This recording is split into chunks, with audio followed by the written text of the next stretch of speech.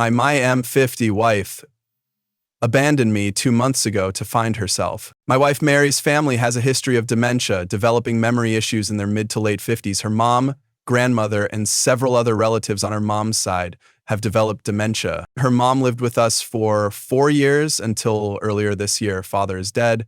Our kids are independent and out of the house.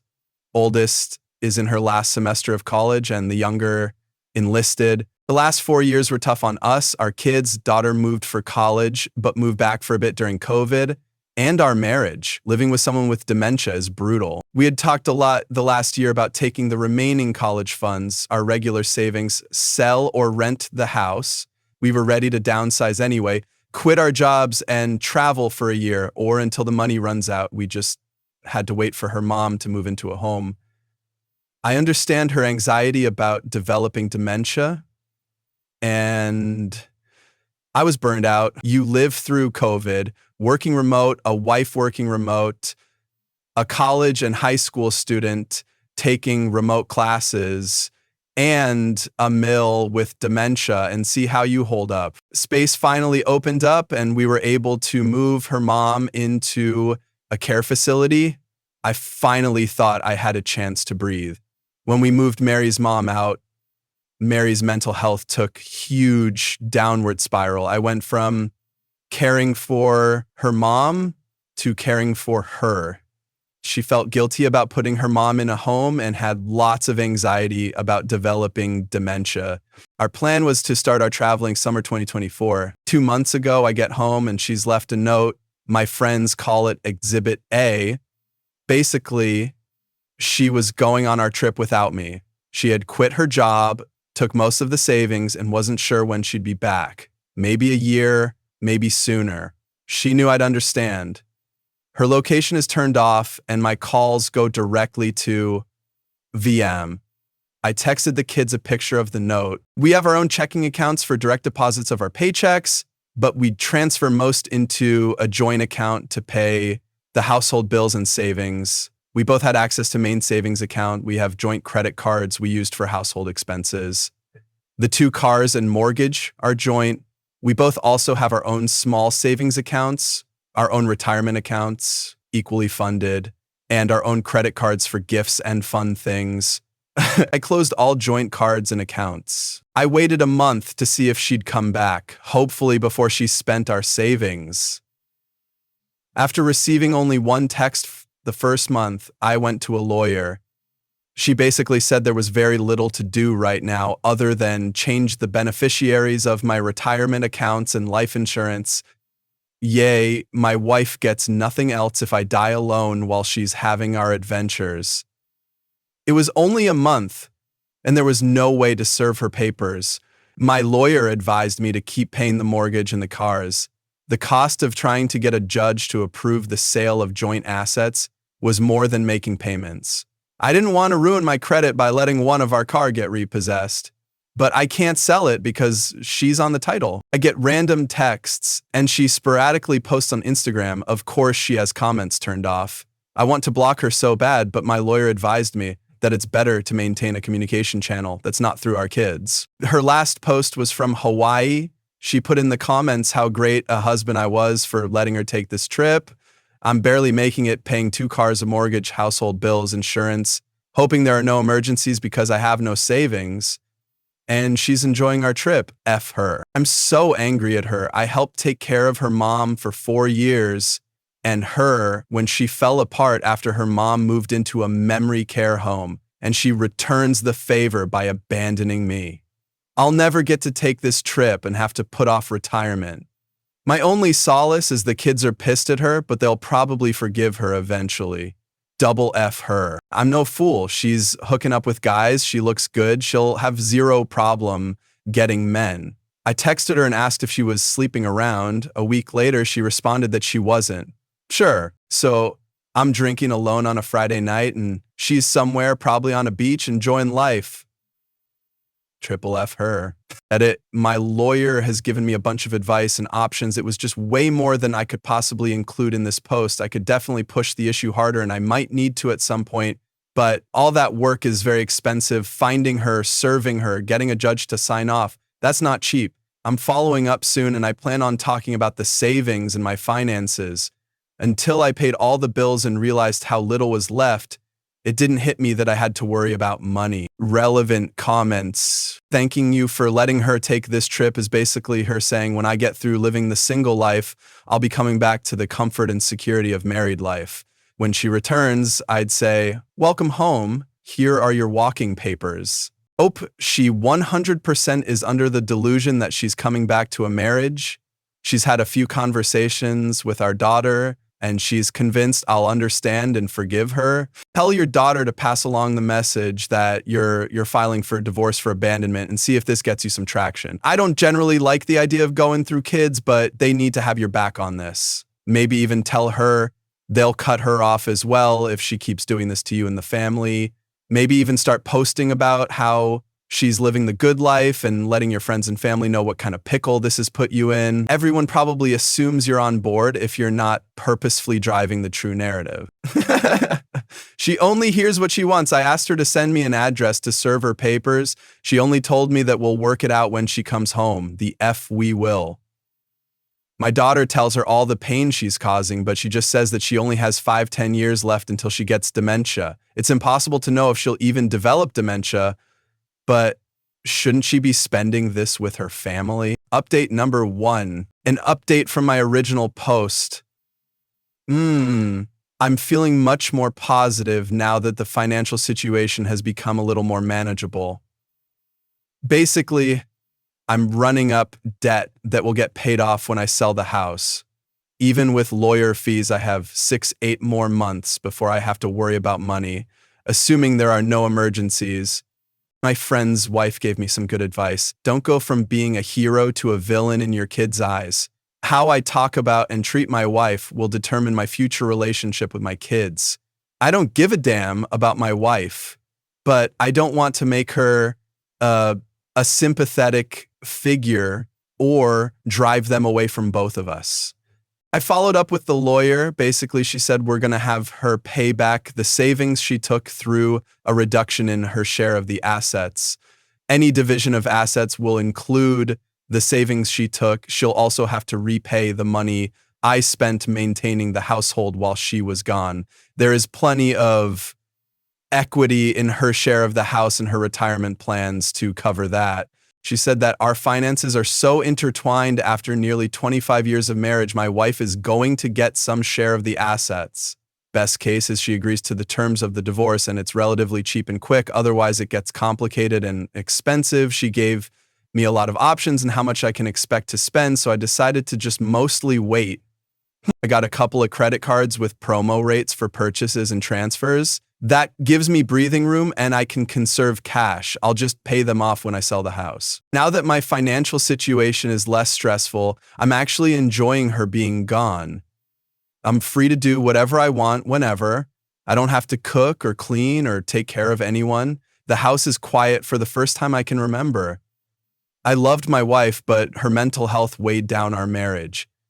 On balance, it was worth it. Until now. The first month or so, I expected her to be there whenever I'd get home. When someone was at the door, or if I heard noises, I'd think it was her. I'd check doorbell cam obsessively. I'm not looking forward to her returning. It has to happen, but when she comes back, I'll have to deal with her, the divorce, getting the house ready to sell, dividing all our stuff, finding a new place to live. I'm hoping she'll stay away until after New Year's, but my daughter said she thinks her mom will be home for Christmas, either to stay or visit.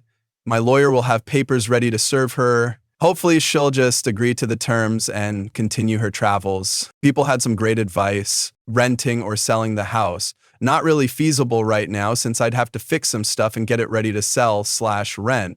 Since I need a place to live the amount I net each month, rent, mortgage, rent on a new apartment. Storage unit equals not worth it. My kids' rooms are still full of their stuff, and I don't want to spend the time and effort to clear them out and put them in store. Getting a HELOC, this was great advice. I didn't realize I didn't need both people to get a loan. If I need more money, I can go this way. In the short term, the promo rates on the credit cards were cheaper and easier than getting a HELOC. serving my wife divorce papers or getting a divorce in absentia. This is something I might need to do eventually, but the cost in lawyer fees goes up exponentially in cases like this. I'm comfortable just waiting for now. Look at the phone bill to see where she's at and possibly going. I did look at her usage and did notice that she doesn't post on social media until after she leaves a place. Like when she posted about Hawaii, she made a call that day that originated in Los Angeles. She posted about a cruise, and I figured out the dates, trying to serve her at the port possibly, but it ended a couple of days before she posted. She tried adding international calling to her line, but I blocked it, so she removed her phone from our account. Relevant comments. Oh my gosh, I'm infuriated on your behalf. The audacity of my husband is so great for letting me take this trip. The petty in me hopes she'll be home for Thanksgiving because I want her world to explode. OP, she's told her family she won't be home for Thanksgiving. Nobody told her my daughter and I are spending Thanksgiving with her family, though. She can see the posts of us having a good time without her. Please change the locks on the house so she can't just waltz back in while you are out one day. I'm so angry for you. I've been married for 23 years. And if my husband did this to me, God help anyone between me and him. Oh, P, she left her keys. I changed the code on the security system, the passphrase and password. I also found a new hiding place for the emergency key we had in the backyard. So she's just gonna blow through all the money and then assumes you'll take her back and care for her when dementia hits her. OP seems to be her plan, but it's not mine. Final update. My wife texted me in the middle of December that she'd be home for Christmas. I told her that our daughter and I would be at my brother's. She obviously wasn't welcome. I'd leave her car in the driveway and the fob in the backyard. She wasn't allowed in the house unless I was there. She didn't have keys to get in. She spent Christmas with her sister. When we got back, I met with her. I decided not to be overly confrontational because I didn't want to give her the satisfaction of thinking I cared enough to be mad. She was taken aback about how detached Elle was. I could tell it bothered her that I didn't show her much emotion, not even anger.